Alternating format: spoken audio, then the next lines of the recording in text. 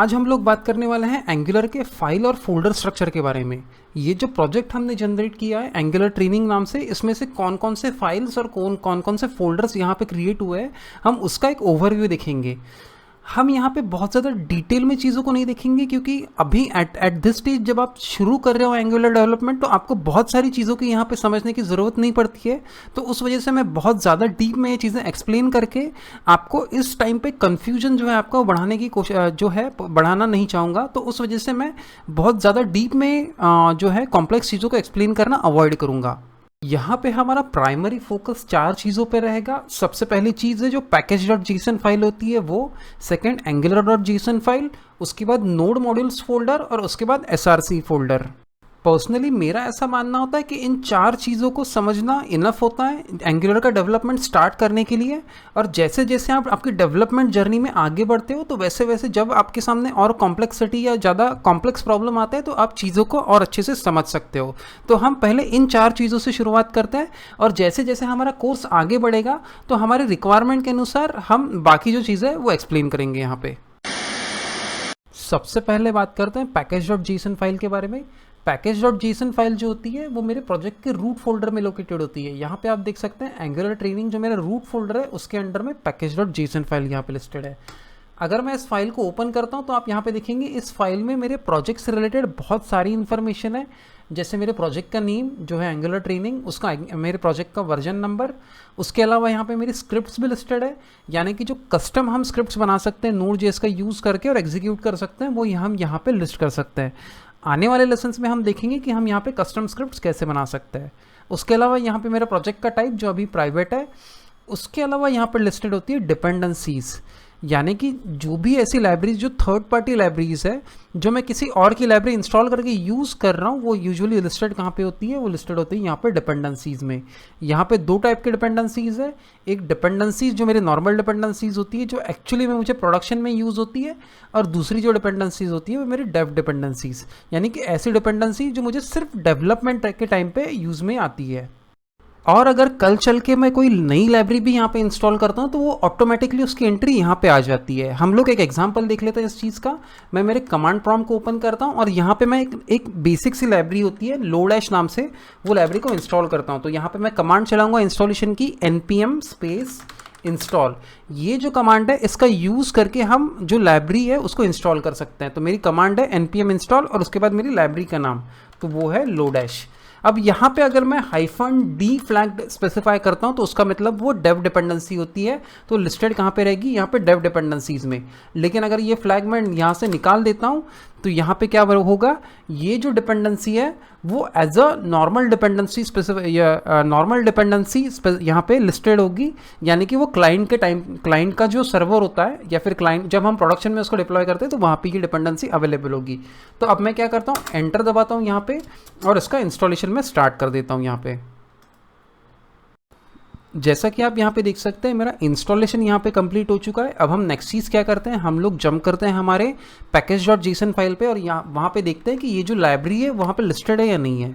तो आप यहाँ पे देख सकते हैं package.json में लाइन नंबर 21 पे जो लोडैश अभी हमने इंस्टॉल की थी लाइब्रेरी वो यहाँ पे अब लिस्टेड है, और उसका जो लेटेस्ट स्टेबल वर्जन है 4.17.21 वो हमारे प्रोजेक्ट में यहाँ पे इंस्टॉल हुआ है। इस तरीके से जब भी आप कोई नई थर्ड पार्टी डिपेंडेंसी आपके प्रोजेक्ट में इंस्टॉल करते हो तो वो लिस्टेड कहाँ पे हो जाती है, ऑटोमेटिकली हमारे package.json में। जब हम बोलते हैं कि मैंने npm इंस्टॉल का यूज़ करके लोडैश ये लाइब्रेरी इंस्टॉल की मेरे प्रोजेक्ट में, तो एग्जैक्टली मैंने किया क्या, तो उसका जवाब है कि मैंने npm इंस्टॉल का यूज़ करके वो लाइब्रेरी की सारी सोर्स कोड फाइल्स मैंने डाउनलोड की मेरे प्रोजेक्ट में और वो मेरे प्रोजेक्ट में स्टोर कर दी। लेकिन मेरे प्रोजेक्ट में मैंने कहाँ पे स्टोर की, वो उसका जवाब है नोड मॉड्यूल्स में। जब भी मैं कोई लाइब्रेरी npm इंस्टॉल का यूज़ करके इंस्टॉल करता हूँ मेरे प्रोजेक्ट में, तो वो कहाँ पे हमेशा ऑटोमेटिकली डाउनलोड होती है, नोड मॉड्यूल्स में। और नोड मॉड्यूल से फोल्डर कहाँ पे लोकेटेड होता है, मेरे प्रोजेक्ट के रूट में। तो आप यहाँ पे देख सकते हैं मेरे पास नोड मॉड्यूल्स फोल्डर है और अभी अभी हमने लोडैश ये लाइब्रेरी इंस्टॉल की है। तो अब मैं इस फोल्डर को अगर एक्सपांड करता हूँ और नीचे स्क्रॉल करता हूँ तो यहाँ पे आप नीचे देखेंगे कि जो लोडैश लाइब्रेरी मैंने इंस्टॉल की है उसका फोल्डर ऑटोमेटिकली यहाँ पे क्रिएट हो चुका है, और इस फोल्डर को अगर मैं एक्सपांड करता हूँ यहाँ पे तो उस फोल्डर का सारा सोर्स कोड यहाँ पे ऑटोमेटिकली जो है वो डाउनलोड होकर स्टोर हो चुका है। सो इस तरीके से जब भी मैं कोई डिपेंडेंसी इंस्टॉल करता हूँ तो वो ऑटोमेटिकली प्लेस हो जाती है मेरे नोड मॉड्यूल्स फोल्डर में। अब यहाँ पे बहुत से लोगों का सवाल होगा कि यार यहाँ पे जो package.json फाइल है उसमें तो बहुत थोड़ी सी डिपेंडेंसीज लिस्टेड है, फिर ये जो नोड मॉड्यूल्स फोल्डर है ये इतना बड़ा क्यों है और इसमें इतनी सारी डिपेंडेंसीज लिस्टेड क्यों है। तो यार एकदम अगर आपको लेमैन्स लैंग्वेज में या एकदम सिंपल लैंग्वेज में बताऊँ तो यार आपकी जो डिपेंडेंसीज आप इंस्टॉल करते हो उनकी भी डिपेंडेंसीज हो सकती है, और जो डिपेंडेंसीज की डिपेंडेंसीज है उन डिपेंडेंसीज की भी डिपेंडेंसीज हो सकती है। तो ये एक ट्री लाइक स्ट्रक्चर होता है। तो जब भी मैं कोई डिपेंडेंसी इंस्टॉल करता हूँ तो उसकी भी डिपेंडेंसी सारी ऑटोमेटिकली यहाँ पे इंस्टॉल होकर मुझे मेरे नोड मॉड्यूल्स में मिल जाती है। तो ये बेसिकली एक डिपेंडेंसी ट्री की तरह होता है।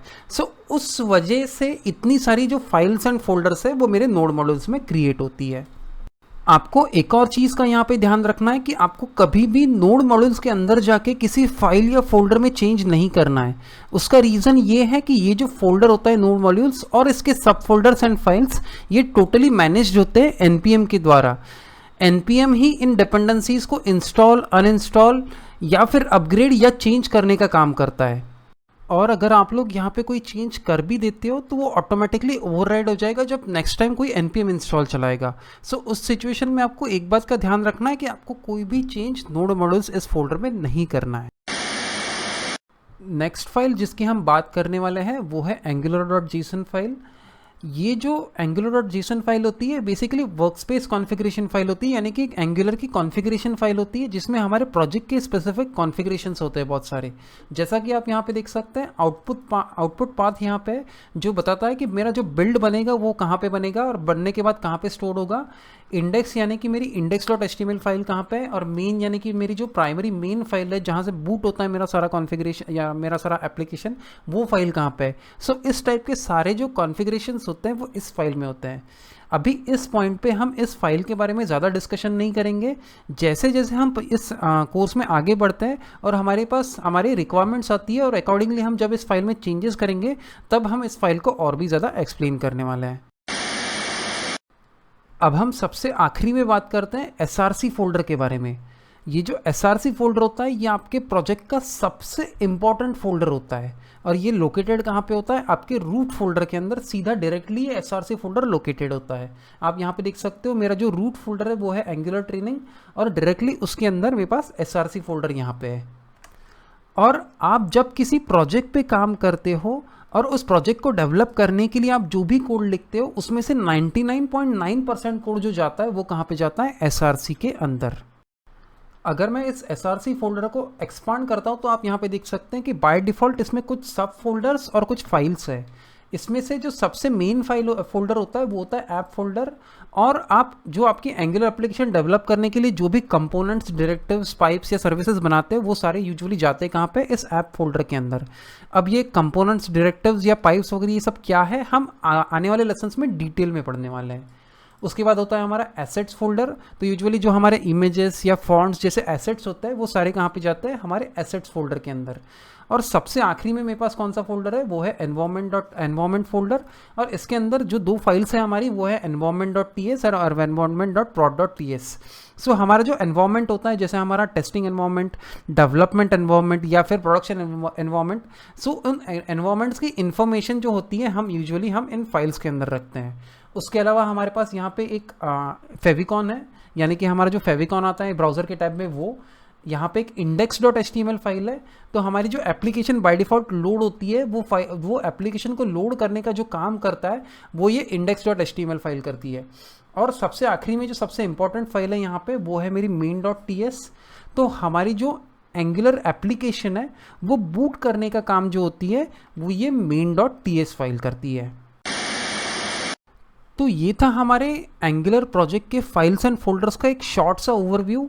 अभी हमने चीज़ों को बहुत ज़्यादा डीप में एक्सप्लेन नहीं किया है, उसका रीज़न ये था कि बहुत ज़्यादा कॉम्प्लेक्सिटी आपके सामने प्रेजेंट करके मैं अभी आपको कंफ्यूज नहीं करना चाहता हूँ।